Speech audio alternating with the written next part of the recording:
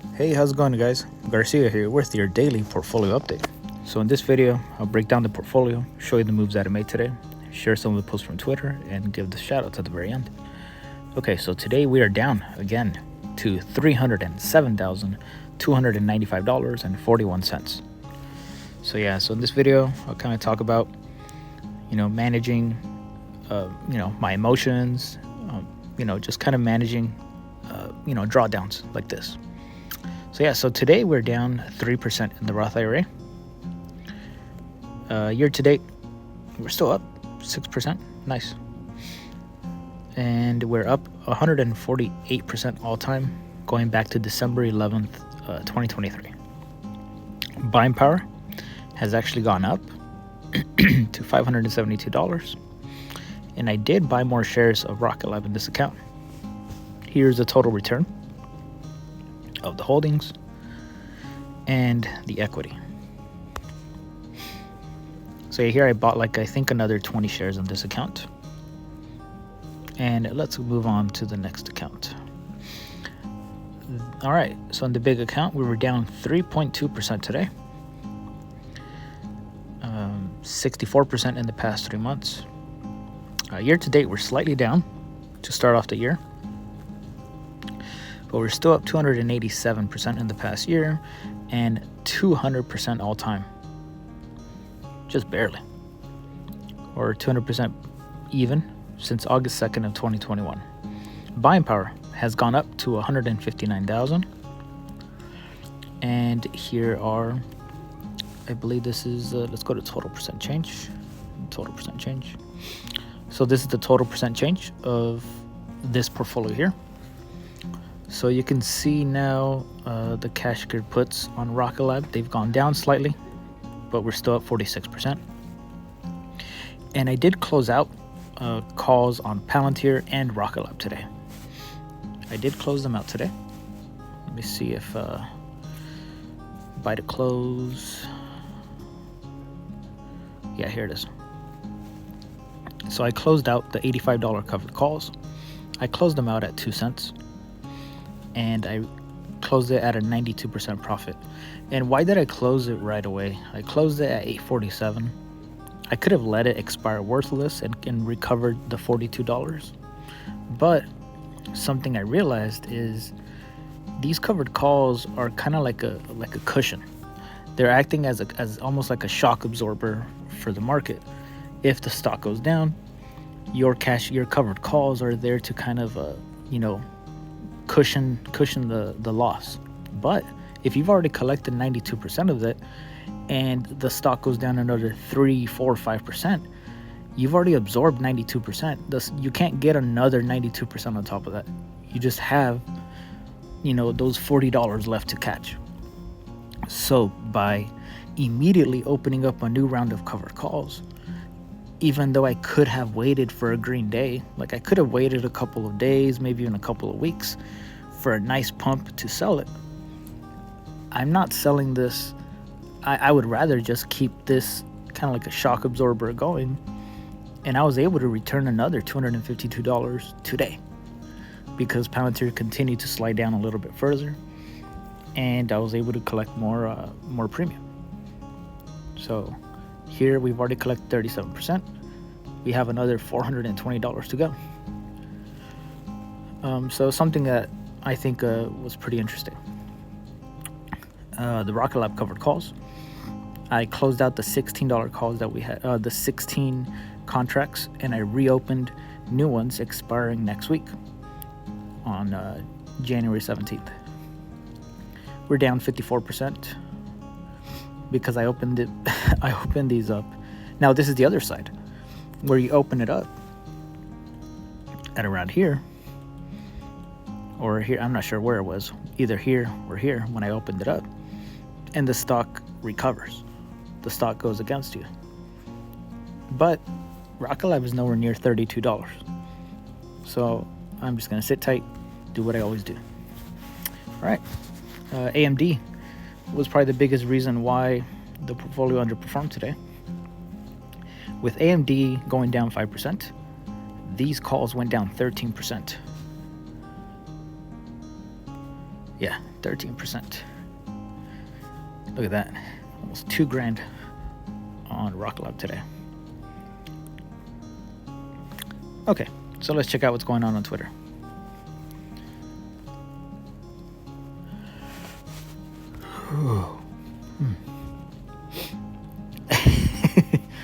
So, I don't know. I saw this. I couldn't help but laugh. So this guy, he wants to pull a Meet Kevin, and he wants to open up his own hedge fund, I guess. I don't know. But the dude blocked me a couple weeks ago because of this. He was talking about Palantir a month ago, saying that from a technical level screams that this trade is over and that gravity is going to take effect. Look at that dramatic line going down to $34. Anyway, I said the guy who sold Palantir in the 20s is telling you the stock is going down for sure this time. Blocked me because of that. This guy over here, AB Trades, who's charging $80 a month for a diamond subscription. Sorry for the 456 people in there. Blocked me over this, over just telling him to take the L. He took a personal attack from a very general post. It looks like the shoe fit, Cinderella's slipper fit, and he took personal offense to it. How do you expect people like that to manage your money if they can't even manage their own emotions? If they block people over any little reason, how do you expect them to manage a fund? I don't get it. These guys are going to be like the next Gerber, Kawasaki, and Meet Kevin here. All right, so here talking about the Palantir covered calls. And my strategy with Palantir will be to sell 0.1 delta covered calls with only 1 week to expiration to give myself opportunity to manage the contracts. Look at this! Whoa! What the fuck? What is this? Hey, what you doing down there, homie? Oh, nah. Bears crawling out of hibernation. Dude, I knew it. I knew Palantir was overvalued. Fuck out of here. Here talking about the Rocket Lab covered calls. So I closed them out at 84% and 88% returns. Pull yourself together, Anon. Are you okay? It's over. This is kind of me talking about covered calls with people on Twitter. So what's the catch? The stock can shoot up and stay above the strike. If I don't take action before the expiration date, I'll be forced to sell the shares at the strike price. My plan is if the stock did pump above my break even, I would immediately roll up the contract to as high of a strike I could without paying a debit and as close to today's date as possible. This is why I stick to weekly contracts. They provide a lot of flexibility to manage the options. I know I'm picking up dollars in front of the Palantir Rocket Lab steamrollers, but I'm willing to forgo premium profits for weeks or even months to ensure I keep all of my shares, just like I did in 2024. And for those who haven't seen this movie, Amit, I'm looking at you.